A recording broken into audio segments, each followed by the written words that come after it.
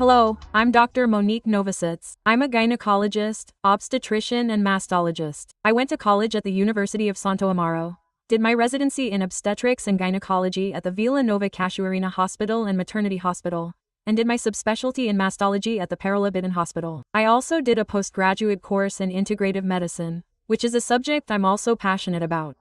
And today we're going to talk a little bit about women's healthcare, taking advantage of this Pink October, right, where we draw a lot of attention, especially to breast cancer.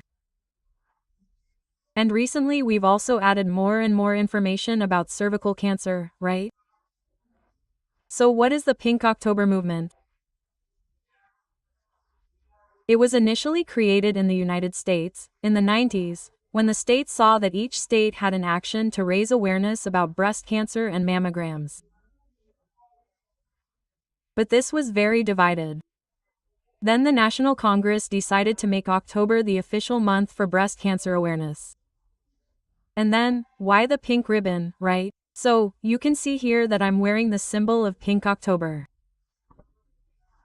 So, this ribbon was disseminated by a foundation called Susan Komen for the Cure in the United States, also in the 90s, where in the first race to fight breast cancer, these ribbons were distributed by this foundation to really draw attention, especially to the early diagnosis of breast cancer. And this action became increasingly well known. Companies, hospitals, and clinics joined forces, started distributing these ribbons, and it became known worldwide. Here in Brazil, this movement began mainly in 2002, when that obelisk monument was marked with the color pink, and in the end, each city has its own story of Pink October. So, what is the main objective of Pink October, guys? It is to draw attention to early diagnosis, because early diagnosis of breast cancer saves lives, so that women have more and more information and also more and more access to diagnostic tests, okay? So this month was, it's happening for that. So, it's very important for us to know that early diagnosis reduces up to 95% of breast cancer mortality. So, every time we find out, mainly through mammography, right? So, mammography is the main screening exam that has been proven to reduce breast cancer mortality. So, as we do the mammography and diagnose cancer, if it's very early, we have a chance of cure of up to 95%. So, we also talk a lot about breast self-examination, but doctor, will this self-examination prevent cancer? It's not that it prevents it, right?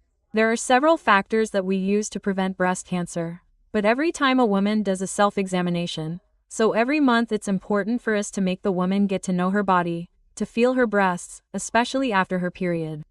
If the woman doesn't menstruate, she chooses a date of the month and does it every month because she will get to know her body. If, for example, she notices and feels any change, she will seek help.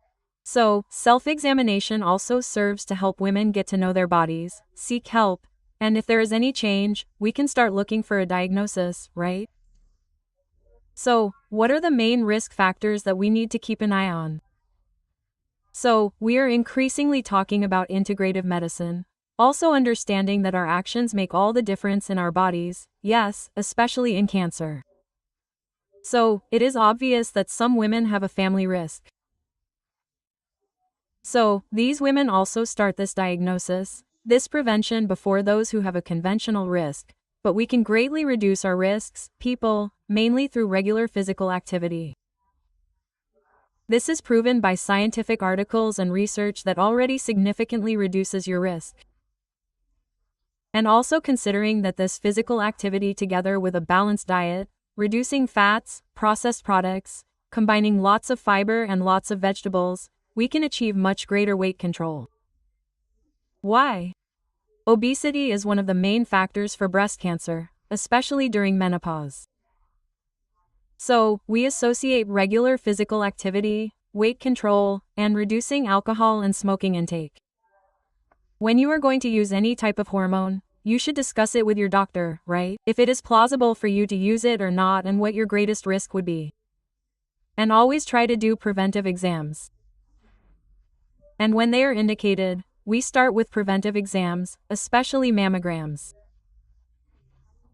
So, for patients who have a normal risk of cancer, we start with annual mammograms from the age of 40, okay? For those with an increased risk, this age decreases, right? So, cervical cancer, which is also being seen in October, so we can warn against it, because did you know that more than 40% of women's cancers are gynecological? So, 30% of them are breast cancer, 7 to 10% are cervical cancer, and cancer must also be prevented, especially with that exam we know as the Pap test. It can detect precursor lesions of cancer or even early cancer. And what is the big impact on women's lives, right? This very important Pink October campaign, early diagnosis and starting treatment, we really reduce mortality. So this is very important. And when we catch this disease early, the treatments are much more conservative. For example, we can keep the woman's breast, we can hold it in place and even avoid that very radical surgery, right? So, we avoid the chance of needing chemotherapy, of the woman losing her hair. So, it is a much more effective treatment with a cure rate of almost 100%. Right? So, women, take care of yourselves, take precautions, know your body and seek help. Don't be afraid to take a preventive exam for fear of discovering cancer. Think that this will be your ally, it will be with you and it will help you a lot in the treatment, if it is necessary, okay?